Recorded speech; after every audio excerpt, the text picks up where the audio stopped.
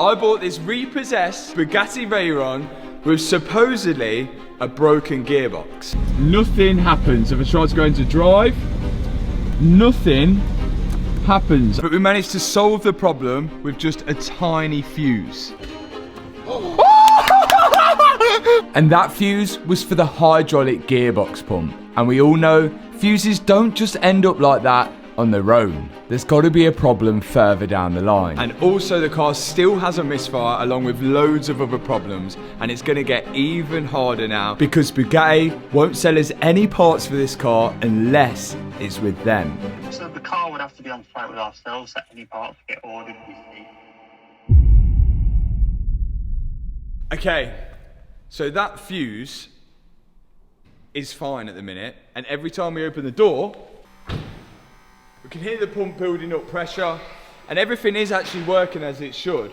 But I don't think it's going to be long until that fuse either goes again or it burns out. There's got to be a problem further down the line. There's got to be something drawing amps, and what that is doing is the pump is building up the pressure, and then it should have accumulators which hold the pressure, and that allows you to shift gear, and the pump shouldn't reactivate until it's dropped below a certain bar of pressure.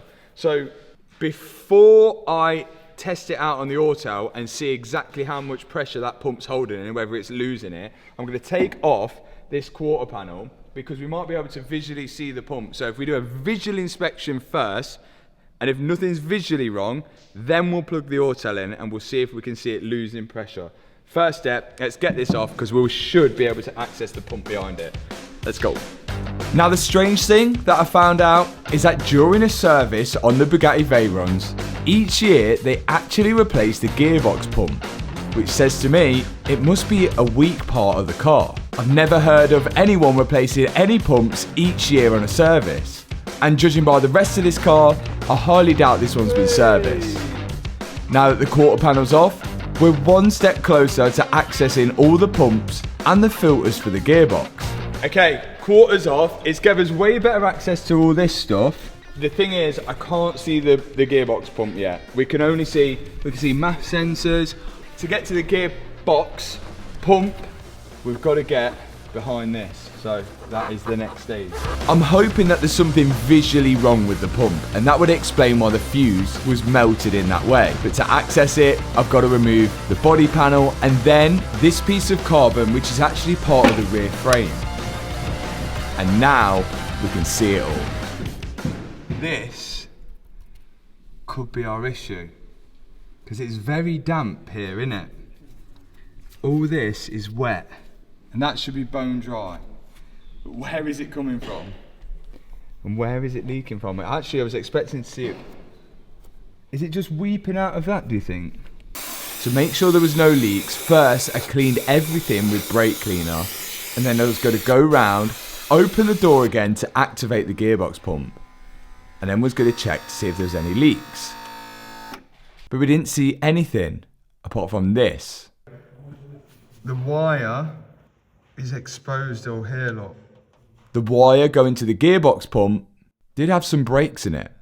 Next step then, there's nothing obvious. There's nothing obvious really, apart from that split in the wire on the pump. So what I need to do now is see whether it is losing pressure rapidly. So we'll plug the auto in, I'll get a live data and see if it's losing pressure. Because if it's not losing pressure, there's not really any reason to change a load of the stuff.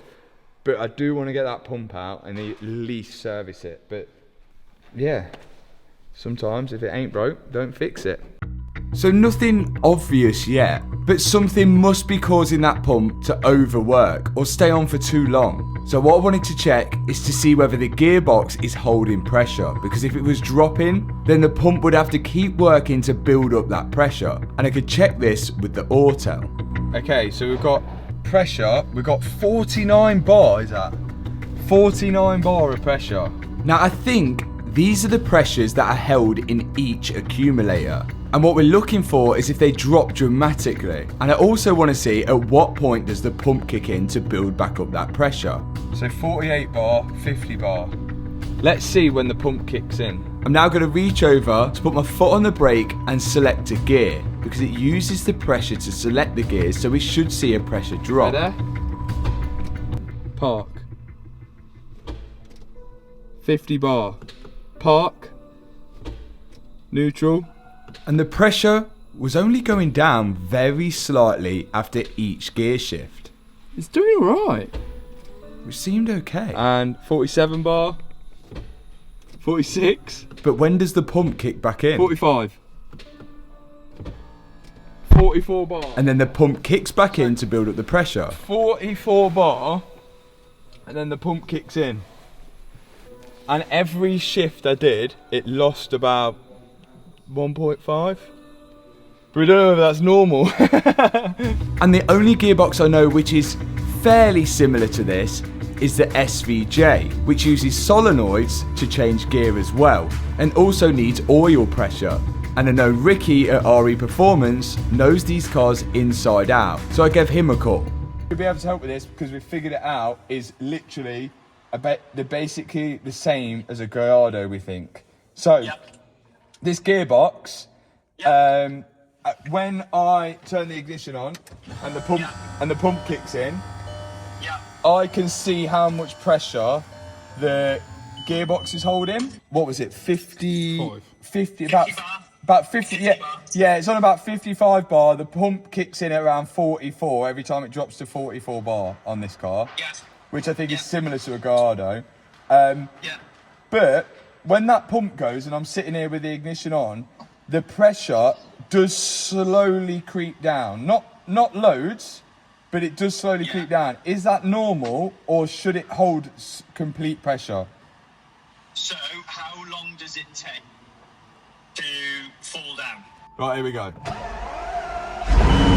So Ricky has told us to run the car and switch the gears until the pressure drops and the pump kicks in. And after the pump kicks in, the gearbox should hold pressure for around 2 minutes before the pump has to kick in again. And that's what we're testing now. There's the pump going.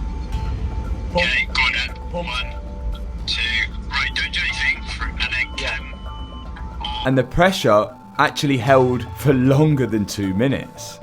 that looks pretty healthy. Yeah. What you kind of, at the minute, until you can kind of really, I suppose, drive it and put some miles on it and understand the behaviour of what's going on, Yeah. the melted fuse is normally high amp draw for a long period of time, Yeah. or high resistance. So really, still no answers as to why that fuse completely melted, because everything still looks good. We're generally looking good, ain't we? I don't want to mess with it if it's not broken. I don't think we'll know until it starts driving. We should probably check the oil and stuff, engine oil. Like, we could do an engine oil service, and like the air filters definitely need doing. But gearbox wise, I think we should leave it, because we won't know if I mess with it and cause a problem. We don't know whether that's going to be the problem I've caused, or was that like it before. So could it really have just been a fuse? I guess we'll have to wait to drive it to find out. But there were other faults. Remember, this car had an engine light on due to a misfire. Okay, we still have misfires. Mainly,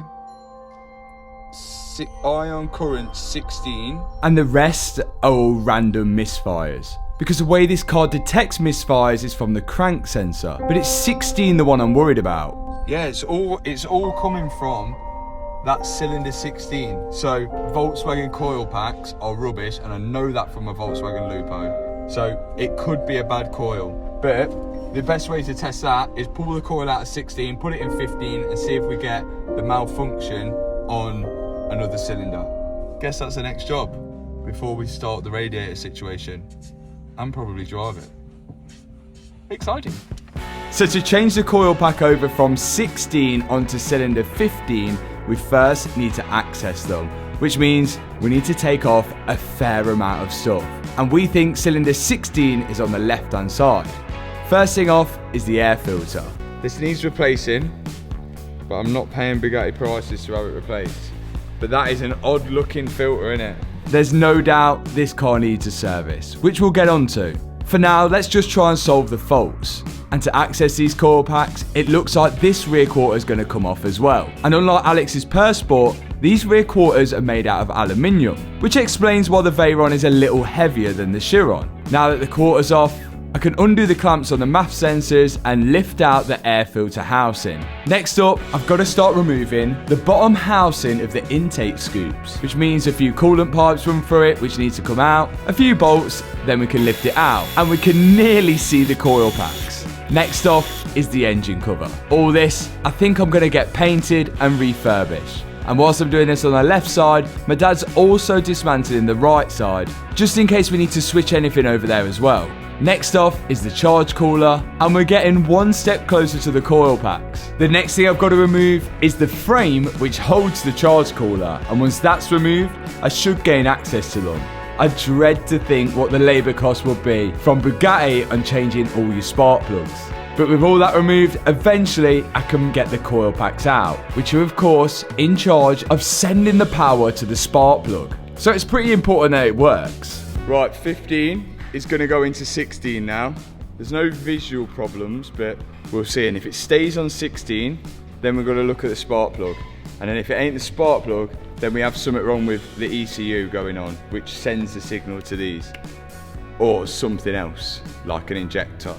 By switching these two coils over, we should then be able to pinpoint the problem. But as I said, if this doesn't change anything, it could be a spark plug or completely something different. To run the car, I've got to make sure I put it all back together now, and I'm really hoping I see the misfire bounce onto cylinder 15 instead. So first thing I'm going to do is just clear the codes to make sure we don't run it and then I see cylinder 16 misfire again. So we're just going to clear the codes, should be back to normal, start it up, see if it goes to 15. That's what we're hoping for.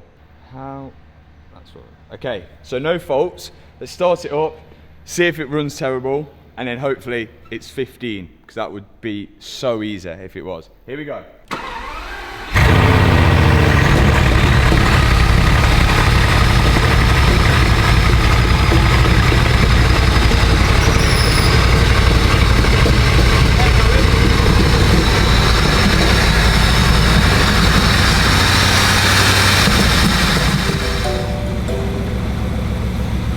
Surely not random misfire. Cylinder 16 misfire is still there, and we've got random cylinder misfires all coming from the left side of the engine. All on this side, innit? 10, 11, 16, 13, 12, 9, 14. None on that side, all on this side. So could it be to do with that? Change that unit over then. Yeah. See if it brings up the bolts on that side. Yeah. Right, so all the misfires was random multiple cylinder misfire, and they're all coming from this side now. It's not pinpointing onto one coil pack. So the coil packs could be okay, but this computer here sends the signal to the ECUs of when to fire, down to the coil packs of when to fire. So there's one on each side, and we're going to transfer them over and see if then becomes onto that side, and if it does, we've got to look for one of them. So we're using the same technique here as what we used on the coil pack, but now we're hoping to see the misfires jump from the left bank to the right bank. This little computer here is called the Ion computer, I believe. Ion Sense. And that's in charge of sending the power down to the coil packs. We better hope it ain't this.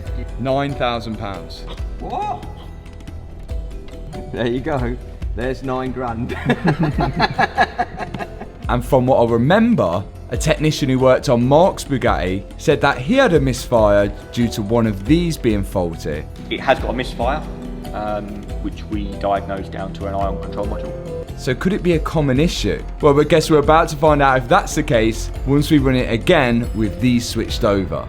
Okay, that's plugged into that side, that's plugged into that side. Let's see if the misfire moves over to that side. I don't know at this point whether I want it to or not, knowing that that is $9,000.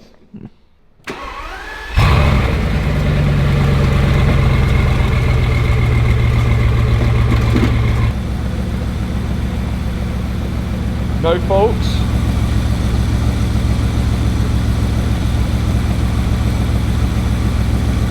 No faults. So what? How's that cured it? Well, there's good news and bad news. there's no faults anymore, but we haven't fixed anything. So we just messed with stuff. So, but every time we started it's been warm now. So I think we've got to let it cool down, and then we'll get it to do the cold start again, because that really like exaggerated the misfire. But like, we had no engine light, nothing. But we haven't done anything, we haven't changed anything. So I don't like it when it fixes and we haven't fixed anything. So all the faults still remain a mystery. Could it be that this car just really needs a good service?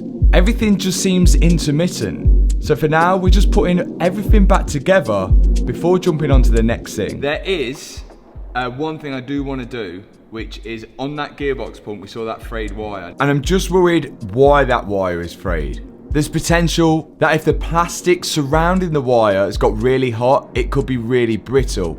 And the only way for me to access that is to remove the pump. And to remove the pump, I've got to take off the accumulator on top of the gearbox oil tank first. Yes!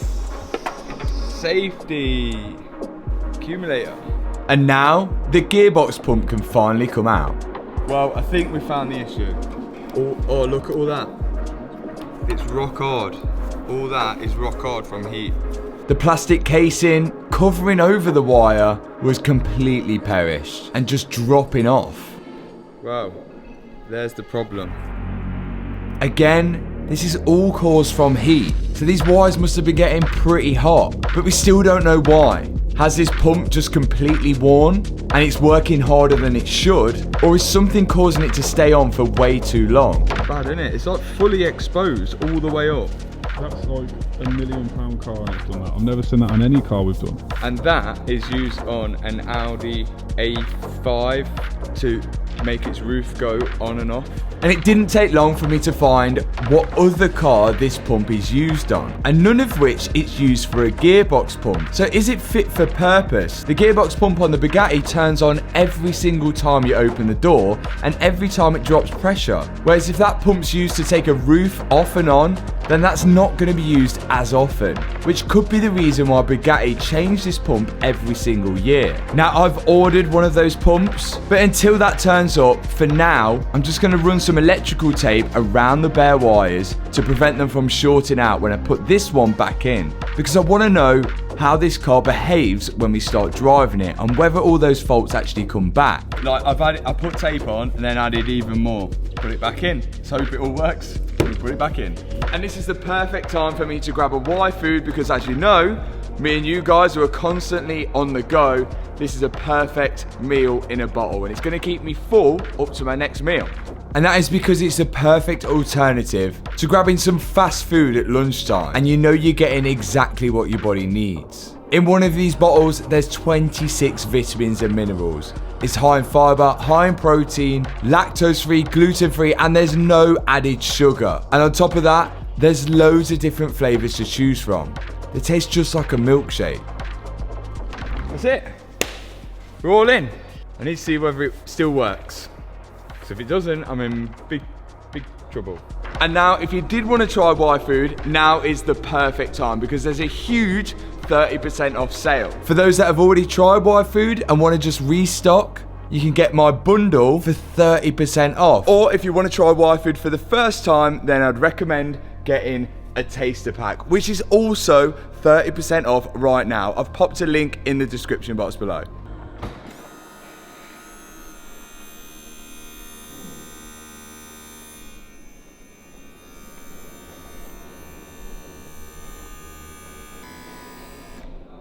Looking good. Yes. Still selects. And now we're going to get a proper cold start.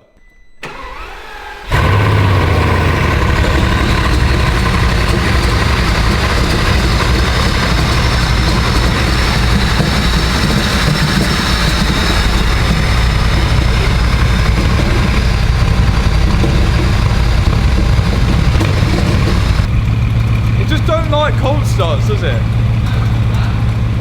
Why does it do that? Sounds smooth now, but it's so weird.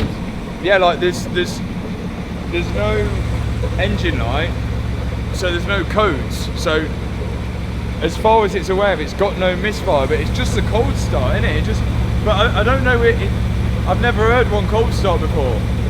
So is that just a normal thing? Like, does it take a while to go? Is it going to get better as we get through the fuel and the heat cycle? Yeah, it's like fine now.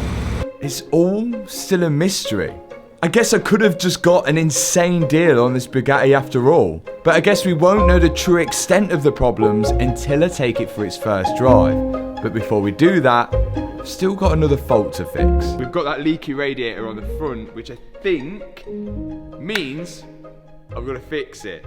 And to fix it, I've got to get to it, which I think I've got to take off the front bumper to do it. So I think I'm going to take headlights out to get to the bumper. I don't think it comes out apart the same way the Chiron does from looking at it. I'm just going to attack it and then hopefully no other hidden surprises under it. But I can see it's definitely been apart before. If you look at, like, there's a bolt there which ain't the same bolt as that one there, and in the headlights there's like bolts missing all over the place. So we'll take it all apart, we'll put all the right bolts back in, and hopefully we can fix this rad. Let's go. When the Bugatti was first dropped off to me, it always had a coolant light on the dash. And we discovered there was a separate coolant tank underneath the intake, which was for the charge cooling, which cools the turbos. But when I moved the Bugatti out of my garage, I noticed that there was coolant on the floor, so there must be a leak. And we think it's coming from the front radiator. So to get to it, I've got to remove everything on the front. First thing that's got to come off are the window wipers. Then, just to make it easier for us, I'm going to remove the bonnet. After that, all the storage in the middle has got to come out. And we still can't see the radiators, so it looks like the front bumper is going to have to come off. To get the bumper out, I've got to remove the headlights. Because once these headlights are out, I can then see the bolts which hold the bumper in place. So both of them are out come the bolts, then off comes the bumper. Oh yeah. That was a lot of nothing, wasn't it? No electrics. Yeah. I like it. Yeah, but it's probably more expensive because of that, isn't it? The less you get, the more expensive it is. That's really light as well. But even with that front bumper off, it looks like getting to this radiator isn't going to be as easy as I first thought. It looks like this hatch here, you take this hatch out and then you unclip the radiator and then it all lifts up out the top here. But I'm just looking, it does look like this is going to block it, and this is part of the wing, so I may have to take the wings off as well. I started unbolting that hatch, but it still doesn't seem I can get to it, so the wings have got to come off. I can get the right hand side wing off no problem because the door's opening enough for me to get the bolts at the back of it, but the right hand side I couldn't quite get to a few bolts, so I'm gonna have to lower it down, and this is really the first drive. Right, first drive. We've got no engine light, got coolant light, but that's what we're trying to fix. The car selected reverse, no problem. And started rolling backwards. This could be good after all. How was the first drive? Great! Really smooth. Oh, that looks well cool, doesn't it? That looks well cool. It's running so much smoother.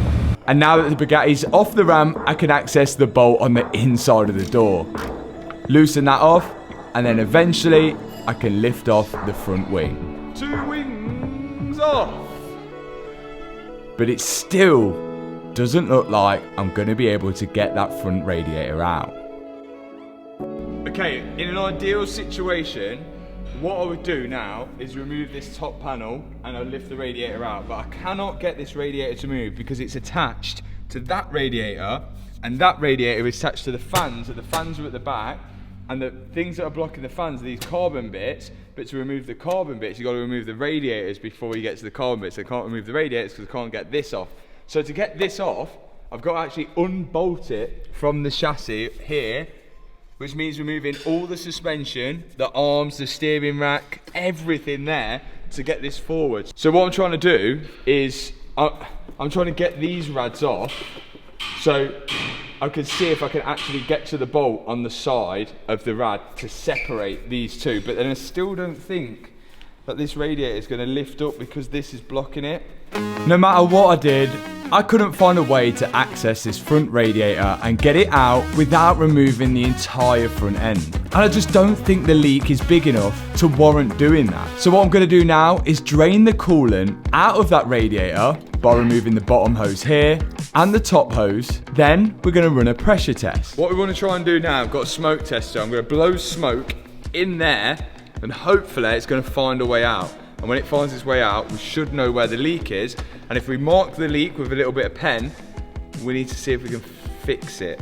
I don't know if this is gonna work. I hope it does. Otherwise, we've got to take the whole front end off. So here's the smoke tester, which is gonna blow smoke down through the radiator. Then if we've got a hole, we should see the smoke coming out of that hole. So here goes nothing. Smoke mode. To be honest, I think the hole was so small, it was even difficult to see the smoke. It must just be a tiny pinhole from a stone. I think it's such a tiny hole. It's such a tiny little hole. And now I've got to find a way of fixing that little hole. When exposed to air and high temperatures at the leak point, the chemical components bind together and surround the material, forming a solid plug that repairs the hole. It is designed for permanent repairs to radiators, hoses, heater cores, water pump gaskets, without requiring flushing or draining the system. Radweld is a crazy move on a Bugatti, but you know, I'm down. Radweld side effects include clogging heater cores. Well, this ain't going to go through a heater core because it's turbo cooling. Clogging radiator tubes, don't worry about that. Water passages, don't worry about that. Cabin heat, don't worry about that. And potential engine overheating due to restricted coolant flow. Don't know. Do you know if you read you shouldn't read the side effects, should you? No, just should it? Because then it's in your mind. Yeah, exactly. Because if we didn't know the side effects, we wouldn't be worried. We wouldn't be worried about it. Yeah. No, you're worried. I'm down for Radweld in that. It's such a small leak. Okay, so this is something that I wouldn't usually do, but being that the leak is so small, we're going to actually give it a go. What's the worst that could happen? The Radweld goes in the system, then it works its way through the radiator until it finds a hole.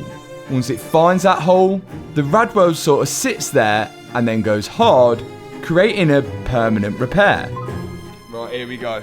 So that's engine. This is charge cooling. So this circulates through the radiator at the front, through these charge coolers. Come on, we can do this. If we've solved this with some stop leak and a fuse, this is the best buy in the world. Again, if this doesn't work, we can just flush out the radiators and the cooling system and get that radiator out to do a proper repair. But being that that hole is so small, I really think this might actually work. Especially how we're grabbing it now before that leak gets any worse. Here we go, we're going to run it and keep it going through, and then we're going to go to the front and we'll see if it starts seeping out.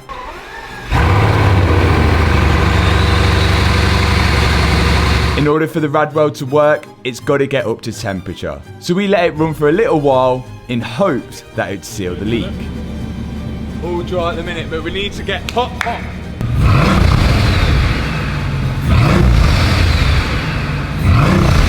And as time went by and the temperature went up, things were looking good, to be honest.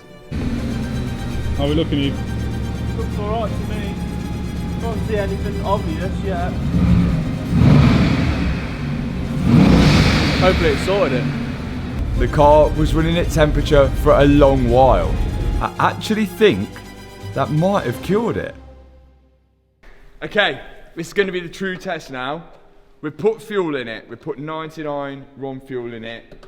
We've got the rad seal in. We've got the fuse in. We've fixed everything we think needs fixing. And I'm hoping once we take it for a little drive around the sort of courtyard, everything works. And if everything works, we can start looking at servicing the car. Because then we know it should be faultless and then run even better once we start servicing it. So this is going to be the first time driving a Bugatti Veyron, and it looks like this. Didn't imagine it to look like this, but at this point we don't know what happens. So let's get in and let's drive it. So this is it. The first time ever driving a Veyron. No, this really is a big moment, okay? A properly big moment. Here we go. It seems only 5 minutes ago, I got to drive Alex's Chiron, But this one's gonna feel a whole lot more special, because it's mine.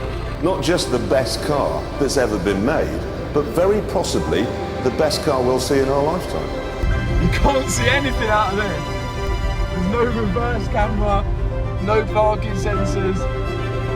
I never thought I'd drive a Veyron, let alone own one. So this moment is huge. Here we go. Come on. And from the moment I picked up this car, I was expecting the worst. But the fact that this is even driving after a few minor fixes is amazing. But I don't think that's going to be the end of it. Engine light has gone solid now, so the misfire's kind of stopped. For now, let's enjoy the first drive.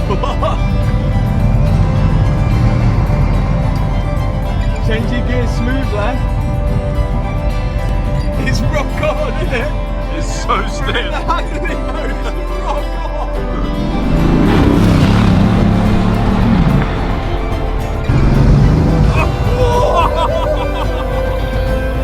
Increase of that, innit? Yeah, it's got all power.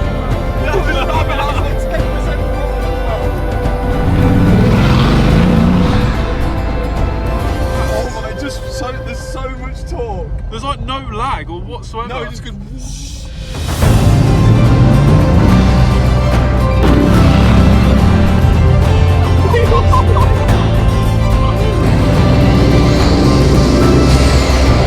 It's got so much power, it's ridiculous. It's insane, there's so much torque. There's so much just like pure power. Despite the engine light coming back on, the car was actually running and driving. And what an experience. It's working good. How's that? Sick, it's rapid. I mean, it only went like 10% throttle and it's like, whoa. It sounds like a jet when you come past it. How's the rad looking? How's the rad looking?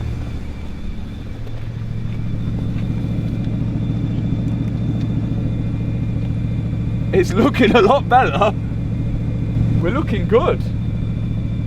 I think it needs a service, a clean up, a tart up, and then we've got to have to make it my own a bit. Look at that, looks crazy, doesn't it?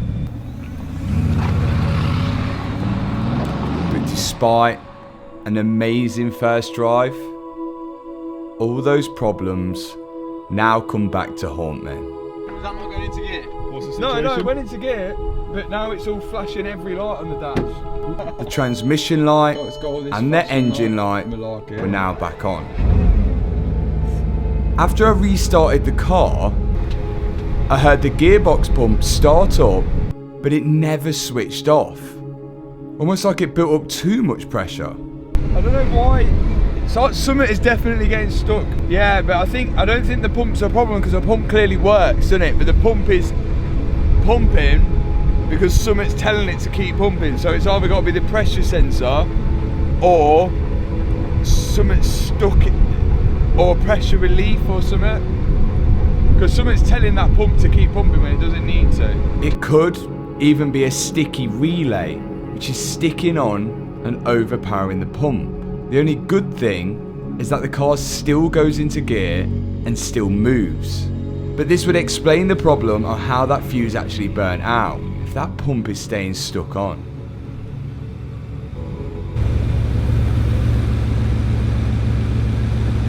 Broken again. The gearbox pump is just stuck on. Still pumping now. On. It's going to self-destruct. Yeah, it's at 72 bar. Unplug the fuse, unplug the fuse. Quickly, quick. Where? Yeah, here, this one. Top, this one here, this top one here. Oh, it's gone off. So much. We're at 69 bar, that 50. The gearbox was still holding pressure, it was just that the pump was getting stuck on and building up too much pressure. But when I cleared the codes, Read that? So, yeah, then it pumped up to 55 immediate there. That's odd, isn't it? the car went back to working as normal again. So something ain't right. It's like it just got stuck on. On top of that, all the multiple cylinder misfire codes all come back. So the only place I think we should start first is just by servicing this car, which is going to be a problem in itself. As many of you may know, Bugatti charge over $20,000 for an oil service, and we're going to have to do more than that. Right now, we're taking out all the spark plugs with plans to replace the spark plugs and the coil packs. But we're going to have to cross-reference all of these parts when we get them out because we know Bugatti are not going to sell them to us. Yes!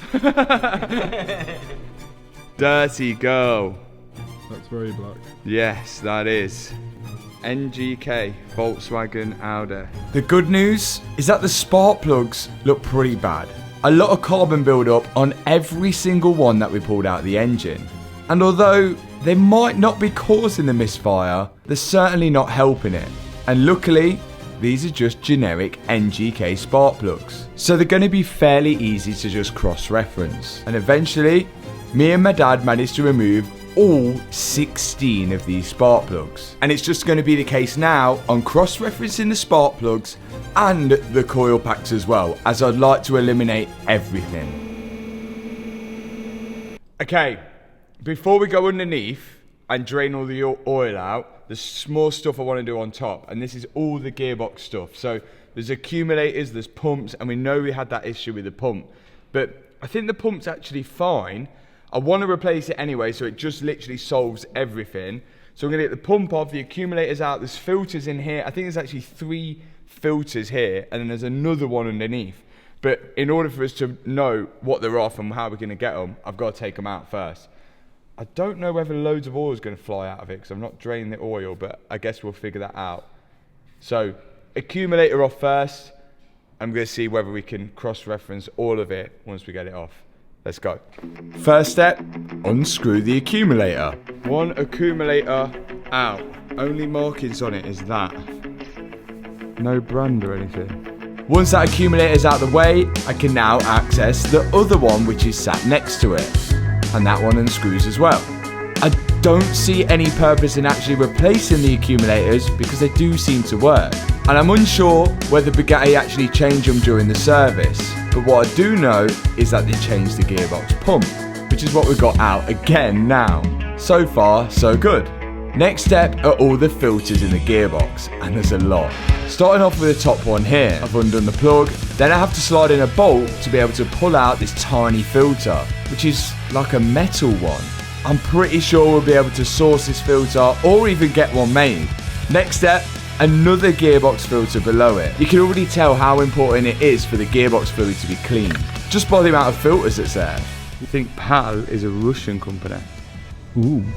Yeah, if I did my research right, I think PAL is a Russian company, but I could be wrong. The good news is it's stamped with a part number and the logo of the company that made it, so I don't think we'll have any problems finding that. And there's still another filter to go. Unbolt the house into it, and then you can see it just slid in that hole there. And with all those filters, of course, there's a lot of fluid. I slide in a bolt into the filter, which allows me to pull it out, and it's another metal one. Again, I think probably made by the same company. That's most of the filters out of the tank. Time to take the car in the air because we're still not finished with them. Time to find the drain bung for the gearbox oil. That way I can get all the fluid out of it, and it's right at the bottom of the tank. I need to make sure I capture all of the oil so I know exactly how much I need to put back in. Oh, wait on me! Oh, she fired out. You did get it on you as well. Yeah. Look how clean that looks. It's like caramel. That looks like it's had a service, whereas the engine didn't. Maybe that's one of the first things they did to try and fix the gearbox issue, is they serviced Maybe it. they serviced it. But then why would they not see the wires? Yeah, that pump wasn't serviced, was it? Unless they just changed the oil. But that oil is well clean. We're still not done with the gearbox. More fluid needs to come out of it. Half of this car's weight must be in fluid. There's another drain plug here on the gearbox, and even more oil come out of that. And then another one here. But not much came out of this one, but it looked to be a filter housing. So we undid the bolts for that, and out dropped another filter. Again, just showing the importance on how clean this gearbox fluid actually has to be. Look at it again for us. It's got some part numbers and a company on it. And then finally, there was one more drain pull. Right, this is how much oil come out the gearbox. And supposedly it's 15 litres in the gearbox and we got out 13 and a bit. So we're about there. So that's how much we need to replace. We need to find out what oil grade it is, which I'm sure we can find out. But that's the gearbox pretty much done with. Next up, engine oil. And if you thought there was a lot of gearbox oil, here we go with the engine. Apparently, there's 16 sump plugs. Out comes one, and not much fluid came out of that. So we did another 5 more. Oh, yeah. That's Not as good as the gearbox, yeah. That is... this is only on like 24,000 miles, and that's probably 24,000 miles worth. Yeah. And you can already tell by how dark the oil actually is in the engine that it's pretty old and it probably hasn't been changed in a while, if ever. Next up, the oil filter. Oh my days. Look at the state of that oil filter. But that has seen some heat through that. Another filter we've got to find. And this one's a big one. Luckily, no metal in it though. But still, we've got more drain plugs that we need to unscrew.